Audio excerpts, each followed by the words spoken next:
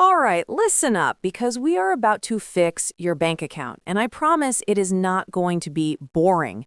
We are summarizing I Will Teach You to Be Rich by Ramit Sethi. And before you roll your eyes, no, this is not one of those dusty manuals written by a guy who thinks buying a $5 coffee is the reason you cannot afford a house. Ramit is basically the anti-guru. He does not want you to cut your spending until you are miserable and eating ice cubes for dinner. He wants you to automate your money so you can spend extravagantly on the stuff you love while cutting costs mercilessly on the stuff you do not. It is time to stop acting like a victim of the economy and start building what he calls a rich life. So grab a beverage, preferably an expensive one just despite the other finance experts, and let's dive in. First up, we have to talk about credit cards. Most people treat credit cards like a loaded gun they're afraid to touch, or they treat them like free money tickets to an endless buffet. Both of those people are wrong.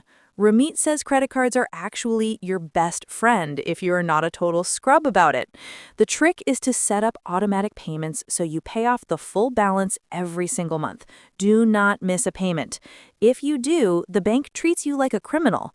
If you pay on time, you build a credit score that saves you tens of thousands of dollars later when you want to buy a house or a car.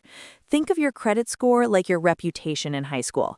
If you have a bad one, you're not getting invited to the cool parties. If you have a good one, doors just magically open for you. Also, call your credit card company and ask them to waive your annual fees or lower your rates. Seriously, just ask. It is like dating. If you never tell them what you want, you're going to get stuck watching movies you hate forever. Next, let's talk about bank accounts. If you are keeping your money in a standard checking account at a massive corporate bank, you're basically letting them steal from you. They pay you like 0.01% interest. That is insulting. It's like blending your friend $1,000 and he pays you back with a half-eaten Skittle. Ramit insists you need a high-yield savings account. It is the exact same thing as a normal savings account, but it pays you actual interest. It is free money. Setting this up takes 10 minutes. If you do not do this, you are effectively taking money out of your pocket and lighting it on fire just for the ambiance. Don't be that guy. Now we get to the part that scares everyone, which is investing. People think investing is for guys in suits yelling into telephones or mathematical geniuses. It is not. It is actually for lazy people, which is great news for us. Ramit's strategy is simple. Open a Roth IRA or a 401k and buy index funds with a target date. That's it. An index fund is just a basket of all the stocks in the market. You do not pick the winners, you just buy the whole basket. Over time, the market goes up. The key here is starting early. It's called compound interest. Think of it like feeding a gremlin after midnight, but instead of turning into a monster, your money multiplies. If you start investing a little bit now, you'll be rich when you retire. If you wait 10 years to start, you have to invest 3 times as much to catch up. Don't wait. Your future self wants to be sitting on a beach, not greeting people at a department store. Here's my favorite part of the book, which is conscious spending. This is the death of the latte myth. Ramit says, if you love expensive lattes, buy the lattes. If you love designer shoes, buy the shoes.